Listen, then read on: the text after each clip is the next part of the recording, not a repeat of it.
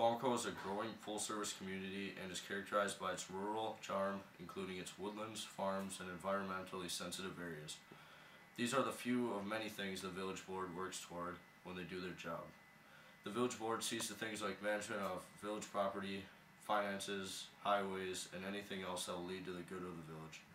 The people behind the decisions are made up of 6 trustees and a president by the name of Patricia Gara-Jelen. Her job as president is to react accordingly to any problems an individual has and to see to it that the problem is solved. For more information, here's Drew with the Village Board President, Patricia Gara-Jelen. Can you state your name and full title? My name is Patricia Gara-Jelen and I'm the Village Squamico's president. Can you tell me a little about what you did before you became the Village Board president? For a living? Or? Yeah. Okay, I used to run a business in Green Bay. For 17 years I was vice president of a small corporation, and just prior to, like 8 years ago, I started working at Green Bay Community Church. I'm the communication, connection, and culture director.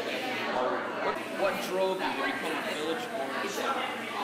The reason why I became a Village Board member is because I have been living in the village for quite some time and had some difficulty with the leadership in the village.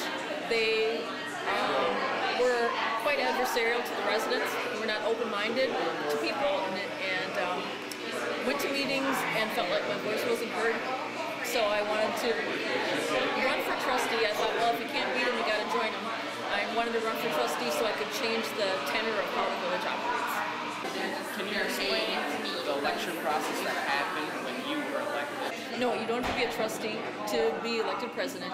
You just have to get some paperwork, get a nomination packet at the village hall after December 1st, and the president is elected for has a 3-year term.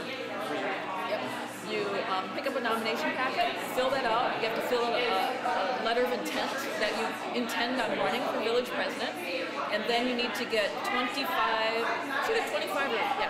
signatures of people in the village that on an election form, a nomination form, that people in the village who said that they would vote for you if you became president, a minimum of 25. And you turn that into the village hall before, it's the second business day after the first of the year, I think. What do you do as Village Board President? As Village Board President, we have meetings on the first and the third Mondays of every month. And I preside over the meetings, keep everybody on track, make sure nobody goes off on tangents. I appoint members of the committees and commissions that work in the local village government. We have got a number of committees and commissions, the Commercial Industrial Development Commission, Ethics Committee, Park, Forest and Recreation, the Fire Commission, Harbor Commission, the Historical Society. There's a number of different commissions to make sure that all of those are up and functioning and they're running according to the proper protocol. Is there any requirements to become a Village Board member or the president of the board? No requirements other than just meeting the requirements for nomination to get on the ballot. How long do you serve as a Village Board member? 3 years. What daily decisions do you make? I really don't make decisions as the village president. I just preside over the meetings and oversee the meetings, basically. People will call me if they've got questions. Residents will call me to say, hey, something's wrong, and can you look into this for me? And I'll connect them with the right people to answer their questions.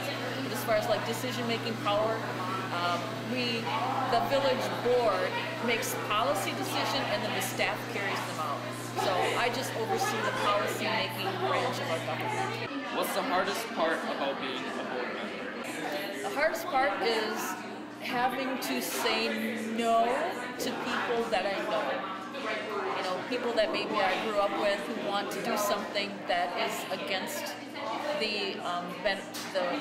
is not for the best benefit of the community. If you guys grow up and you become president and he wants to put a campground in his backyard and it's really not a good thing to do, and then you have to say no to him and you've known him for a long time, that's hard. And that really is the hardest thing for me. What's the biggest responsibilities do you have as the president? The biggest responsibility?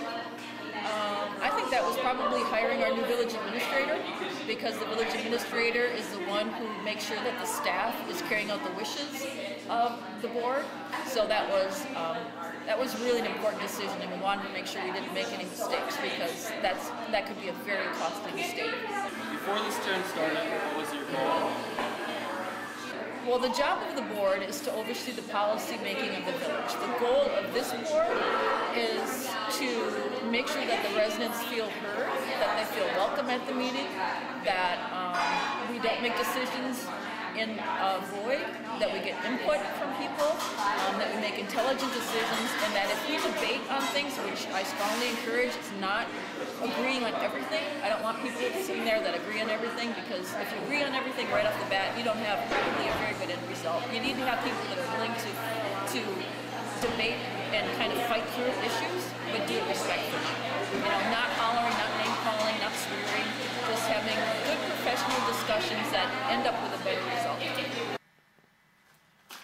Thanks, Drew. This is Channel 5 News signing off. Stay tuned for Wheel of Fortune.